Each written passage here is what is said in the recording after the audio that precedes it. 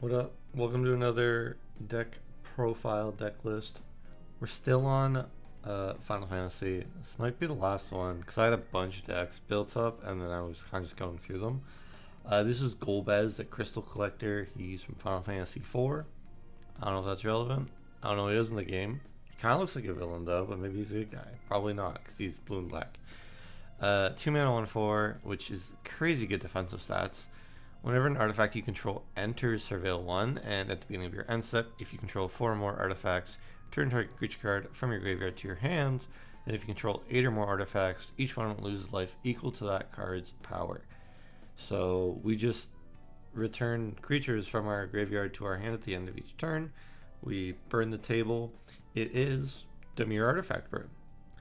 And yeah, we're playing a lot of artifacts. We're playing a lot of things that generate artifacts, like, treasures, clues, etc. Let me go through the list. We got Arcane Signet. It's an Arcane Signet. Cargo Ship. Also, a bunch of Final Fantasy cards in that, probably not like the best card to put in the deck, but this is when I was still building with all the new Final Fantasy cards. So there might be some unoptimal cards that are probably still playable, like Cargo Ship. It's a 2 mana 2/3 with Crew 1 with Flying Vigilance. And you can also just tap it for colorless for artifact spells or abilities of artifacts. So there's a lot of colorless stuff because obviously artifacts are usually colorless. Cloud Key, reduce all your artifacts or creatures or whatever you want by 1. Demir Signet is just ramp, so is Felwar Stone. Inspiring Statutory, non-artifact spells you cast have improvised, so your artifacts can help cast them. This is like if you have food tokens on board, you don't want to get rid of them, you can just tap them as mana rocks. Pretty useful. Lightning Greaves, protection, and it's an artifact. Midnight Clock, a little bit of ramp, can refill your hand. Unfortunately, it will reset your graveyard, which is not great, but I still think the upside of this card is much better than the downside of resetting your graveyard. Mirage Mirror is a really cool tech card. You can just pay 2 to make it a clone of whatever each turn. It can be an artifact that's giving a lot of value. It can be a big creature an opponent has. It could be whatever. Mystic Forge, 4 mana, look at the top card at any time, and you can cast artifact spells and colorless spells from the top of your library. You can also tap it, pay a life, and exile top card of your library if it's not a useful card, and you want to just keep ripping off the top. Nuka-Cola Vending Machine, 3 mana. For 1 and tapping it, you can make a food token. This obviously triggers your commander to surveil 1, and whenever you sack food, you make a treasure token, so again, you can get that extra surveil. I don't think the second part is actually that crazy because the treasure token comes in tapped, but it will just trigger your commander and you'll get a bunch of surveils. Repurposing Bay, this is just Birthing Pod for artifacts. Pay 2, tap it, sack an artifact, search your library for an artifact card with mana value equal to 1 plus the sacrifice artifact's mana value. Put that card on the battlefield and shuffle. I haven't actually done enough testing with this card specifically to see how good it is, but there's never really a downside to play this. Like, worst case, it's just an artifact on board. Best case, it's helping you get rid of bad artifacts to get better artifacts. Sculpting Steel, 3 mana artifact. You can have it enter as a copy of any artifact. So either way, it'll trigger Golbez, and it can just copy your better artifacts, like your Nuka-Cola Vending Machine if you want. Soul Ring, it's a Soul Ring. Swiftfoot Boots, artifact and protection, like Lightning Greaves. Talisman of Dominance, ramp, artifact. Tamio's Journal, 5 mana, not great. At the beginning of your upkeep, you investigate. So every upkeep, you're guaranteed getting 1 surveil. This will also just set up the top of your library for a draw if it's a good card. And then you can tap it, sack 3 clues, search your library for a card, put that card into your hand, and then shuffle. So it's also a tutor. Finally, creatures. Academy Manufacturer is one of the best cards in this deck. If you'd create a clue, food, or a treasure, instead create 1 of each. So whenever you make a clue, food, or treasure, you're actually making 3. You're getting 3 surveils instead of 1. You're getting a ton of value out of free tokens. Very, very strong card. Anrakir the Traveler. I think that's how you say it. 5 mana 4/4. Whenever Anrakir the Traveler attacks, you may cast an artifact spell from your hand or graveyard by paying life equal to its mana rather than paying its mana cost. So you can just kind of cheat out artifacts from your hand or graveyard, typically your graveyard, for life. And that's just a very, very strong effect. And it's on attack, it's a 4/4, so it's not like super free to block and kill. This should get you a decent bit of value. Armix Filigree Thrasher. Whenever it attacks, you may discard a card. When you do, target creature defending player controls gets -X/-X until end of turn, where X is the number of artifacts you control plus the number of artifact cards in your graveyard. This can just swing at something, discard a creature that you can bring back at the end of turn, and potentially kill something.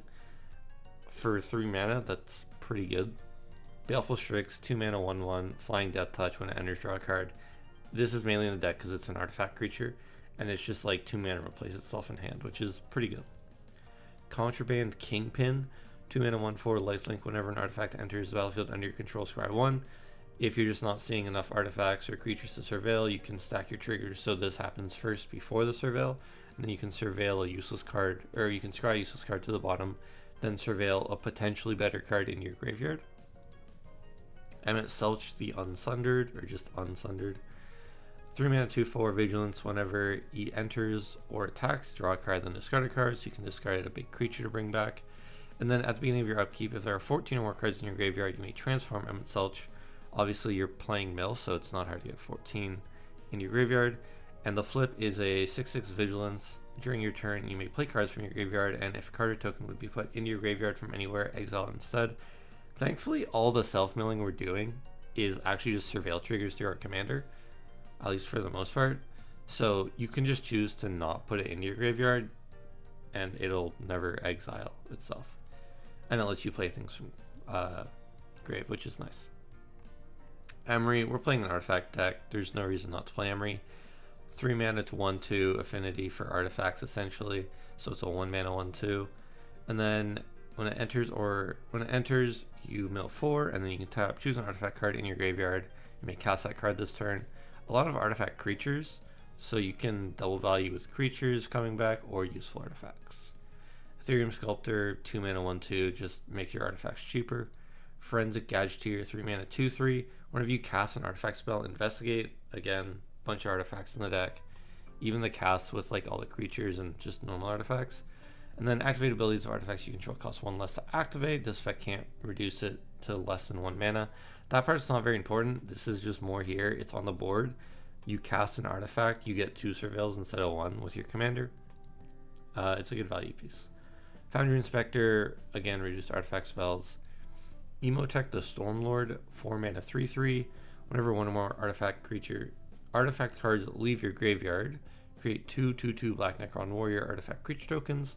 So if you bring back a artifact creature with your commander, it'll trigger this, make 2 artifacts.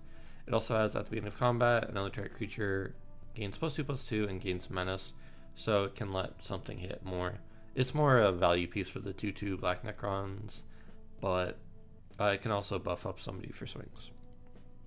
Jorah's Familiar, 4 mana 2/2, flying historic spells, so your artifacts and legendaries cost 1 less. Kappa Cannoneer, 6 mana 4/4. You can improvise it by tapping artifacts, ward 4, and then whenever an artifact enters the battlefield under your control, put a 1/1 counter on Kappa Cannoneer, and it can't be blocked this turn. Really, really powerful finisher card when games go late, and you're just stacking up the 1/1 counters every turn. Leaden Mirror is just an artifact creature mana rock. Liberator Urza's Battlethopter, flash flying. Color spells have flash, and whenever you cast a spell, if the amount of mana spent to cast a spell is greater than Liberator Urza Battlethopter's power, you put a 1/1 counter on Liberator. It just helps you cast things that are at flash speed. That's mainly it. It gets bigger over the game, so people kind of have to deal with it, but it doesn't feel great to deal with it by itself. Yeah, I think it's a good value card. Matoya Archon Elder. I think this card's really, really good, at least in this deck. Whenever you Scry Surveil, you draw cards, so you draw after the Scry Surveil. But with you just having like a Surveil in your command zone, there's so much card advantage with this card on board. Metalwork Colossus, 11 mana 10/10, costs X less, where X is total mana value of non-creature artifacts, which will be a lot. We're playing 17 artifacts. And then you can sack 2 artifacts to return Metalwork Colossus from your graveyard to your hand. Good thing about this is if you really want this back without your commander effect, you can just sack 2 tokens or 2 whatever. You can sacrifice 2 artifact creatures and then get the artifact creatures back with the commander effect. I'm not sure why you would do that, but you could. Yep. Mirror Retriever, 2 mana 1/1. When it dies, return another target artifact card from your graveyard to your hand. Just recursion. Palladium Mirror, it's just Soul Ring on a mirror. Yeah. Phyrexian Metamorph, 3 mana and a Phyrexian blue, so typically just 3 mana. It enters as a copy of any artifact or creature on the battlefield, except it's an artifact. This will just trigger your commander, and it's a clone. It's pretty good. Rook Turret, 4 mana, 3/3 flying. Whenever another artifact you control enters, you may draw a card. If you do discard a card, this will really help you cycle with either artifacts that can enter. It's a pretty good card. Sly Master Thopterist. Whenever you cast an artifact spell, you make a Thopter, and you can pay 2, sacrifice 2 artifacts, draw a card. That part's not too crazy, but again, it's just an extra surveil with your commander when this guy's on board and you're casting stuff. Shimmer Mirror, artifact spells have flash. Silver Mirror, Blue Mirror, Mana Rock creature. Solemn Simulacrum, he just enters, you ramp 1, when he dies, draw a card. Good value piece. I think this card goes in like every artifact deck, period. Summon Primal Odin. I think you could probably play more sagas in this deck than I put in, because when they die, you can just bring them back with your commander at the end of turn. But yeah, 6 mana, 5/3. Destroy target creature an opponent controls, and this creature gains whenever this creature deals combat damage to a player. That player loses the game, and then draw 2 cards. Each player loses 2 life. It's a good piece. I think it's really interesting. The second chapter especially kind of forces players to deal with it, or it's a good bargaining tool where it's like, hey, I won't swing this 5/3 at you, and then you cannot do something to me. Or I'll swing this 5/3 at you, they block it because obviously they have to. And then at the end of turn, you bring it back to your hand with your commander. You deal 5 to everybody. It's still doing a lot of damage. Thought Monitor, affinity for artifacts. When it enters, draw 2. So it's a 1-man 2/2 that draws 2. It's really, really strong. Whirly Rogue, 4-man 2/2. When it enters, you make 2 1/1 colorless Thopters. And then you can tap 2 artifacts to have target creature unblockable this turn. This is 4 mana Surveil 2, essentially. It makes your Thopters for your effect, and making things unblockable later on in the game, if you can pump them, pretty alright. Y'shtola Rule, really, really good synergy with the commander. At the beginning of your end step, you exile target creature you control, then return to the battlefield under its owner's control. That's kind of whatever. Flickering this deck's not too crazy. You could flicker like a Solemn Simulacrum, get an extra ramp. But the big part is, if it's your first end step, there's an additional end step. So you are just doubling your commander triggers at the end of turn. You can double burn with it, or you can just double recur if you don't have enough artifacts. And yeah, you can flicker something twice, which I think in this deck's not too crazy. On to the enchantments. Biotransference, 4 mana. Creatures you control are artifacts in addition to their other type. The same is true for creature spells you control and creature cards you own that aren't on the battlefield. So anything that brings back artifacts or cares about artifacts coming back, like a few of the other Warhammer 40k cards in the deck, will now see your creatures as creature artifacts. And then whenever you cast an artifact spell, you lose 1 life and you make a 2/2 black Necron Warrior. So those will also be artifacts because of the enchantment. But yeah, it's a token generator for 1 life, who cares? Mechanized Production is a win con. Enchant artifact you control. At the beginning of your upkeep, create a token that's a copy of an enchanted artifact. Then if you control 8 or more artifacts with the same name as one another, you win the game. Notably, it doesn't have to be the same artifact that this is enchanted to, or like an aura attached to. So you could just attach this to like a Nuka-Cola and just start making a lot of foods and then win through foods. Mirrored and Besieged, 3 mana, you choose Mirren or Phyrexian. Mirren is whenever you cast an artifact, you make a 1/1 colorless mirror. Artifact creature token, so it's an extra surveil. Or Phyrexian, at the beginning of your end step, draw a card and discard a card. If there are 15 or more artifact cards in your graveyard, target opponent loses the game. That also just works with Y'shtola, the Phyrexian one. I didn't even realize that till now. But yeah, you could have 2 people lose the game on your end step.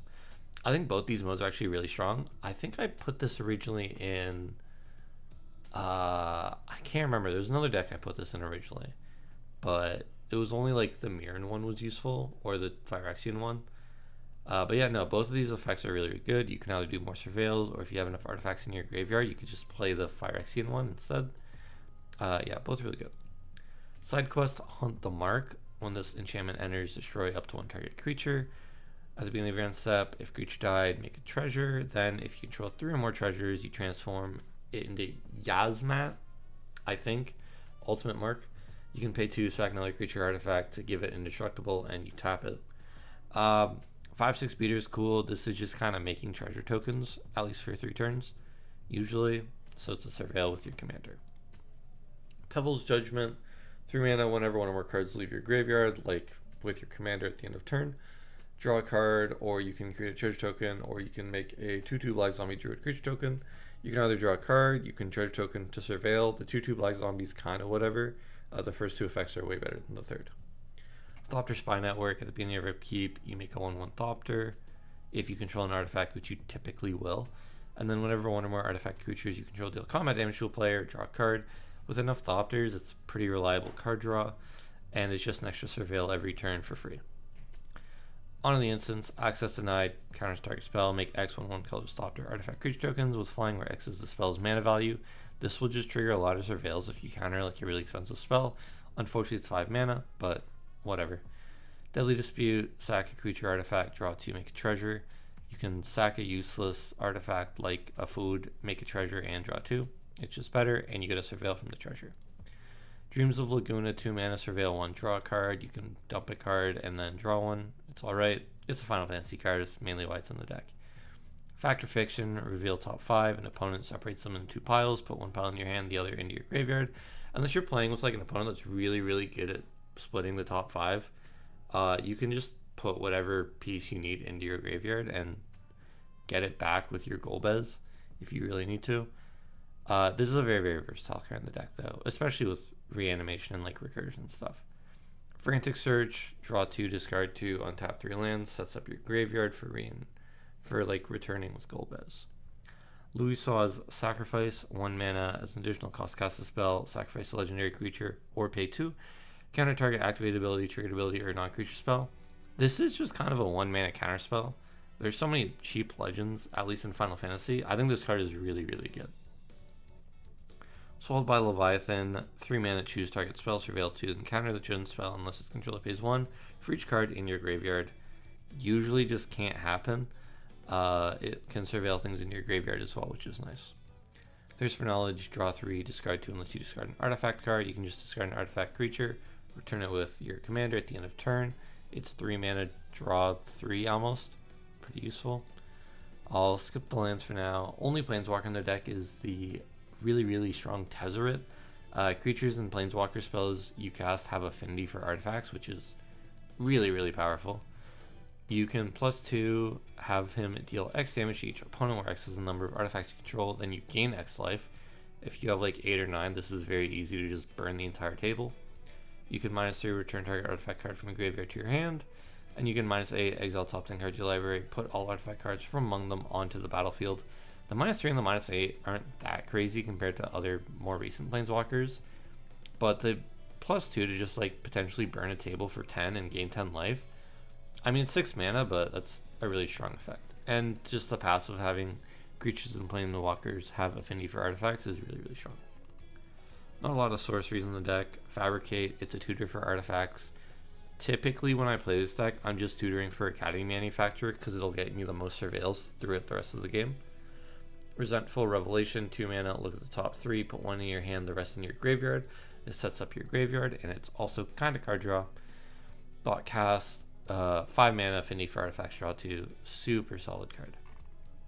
I think the only notable lands is like the Archwave Innovation. Enters tapped unless you control an island, and then you can pay blue, tap it. Next spell you cast has improvise, so you can tap your like foods for a big spell.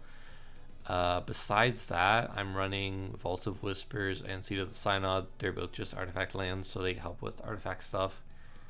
Everything else kind of just like cheap land base in Dimir. Obviously you can upgrade this with your shocks, your fetches, your whatever. I mean, Architect has a land based suggestion. There's so many expensive lands nowadays that are just like extremely strong. Like yeah, Watergrave, your shock land, Bojuka Bog, might as well put in the deck. I'm just against putting Bojuka Bogs in the deck because they're too expensive for what they do. Onto the Maybeboard. A lot of cards in here that I think are interesting. Agent of the Iron Throne. Whenever a artifact creature you control is put into the graveyard from the battlefield, each opponent loses 1 life. This is great if you're making a lot of treasures. I don't think the deck consistently makes enough treasures, clues, and foods that you want to use for this to be useful, but I could see it also being useful if you change out a few cards. Animate Dead, and I guess like in extension of that, any just cheap recursion, you can surveil a big threat to your graveyard and then just return it with this. Yeah, Buried Alive, same thing. If you want to go into like a more reanimate strategy or guarantee bigger burn cards and less value, just play Buried Alive and like Entomb. Buster Sword. This card's just really good. Whenever equipped creature deals combat damage to a player, draw a card and you made it cast a spell from your hand with mana value less than or equal to the damage without paying its mana cost. You put this on like a Kappa Cannoneer, you're just getting so much value out of it. Apparently this card is now $43. I think it's gone up since pre-release prices, which isn't a good look for Final Fantasy. But yeah, this card, super duper good. Also, probably mainly in here originally just because it was a Final Fantasy card. Havengul Lich, 5 mana 4/4, you can pay 1 and you can cast target creature card in a graveyard this turn. This is any graveyard, cool, which is cool because it hits opponents. And then whenever you cast it this turn, it gains all activated abilities of that card. Havengul Lich does. The second effect's kind of whatever. This is again kind of just to reanimate, but you have to pay the mana cost, so it's not that crazy. Notion Thief. If an opponent would draw a card except the first one they draw each turn, instead that player skips that draw and you draw a card. It's card draw in Dimir. It's a game changer now, which is pretty interesting. I think this card's kind of whatever. If Hull Breacher was still legal, you'd probably automatically put that in the deck because then you're just making a lot of treasure tokens. But this doesn't actually do anything for the commander, so it's on the Maybeboard. But it's still good enough, I think, to play. Reanimate, yeah. Revel in Riches, 5 mana. Whenever a creature an opponent controls dies, create a colorless treasure token. And then at the beginning of your upkeep, if you control 10 or more treasures, you win the game. Again, if you made more treasures in the deck or more reliably, I think you could play this. Or if you just played more removal, because the deck is pretty light on that. I think if you actually wanted to take this list, I'd probably swap out like 5 to 10 cards for like removal and board wipes. A lot of time when I'm building these decks for YouTube, I'm just kind of putting in as much gas as possible and ignoring like counter spells and removal, because it's like, yeah, I'm gonna play a counter spell in my blue deck, obviously, but I'm gonna try and specifically talk about like Swallowed by Leviathan, which is a counter spell that also puts cards into my graveyard, or Louisoix's Sacrifice, which is just a new card in the set that I don't know if it's slept on, but I think it's a really cool card, and I want to mention it. But yeah.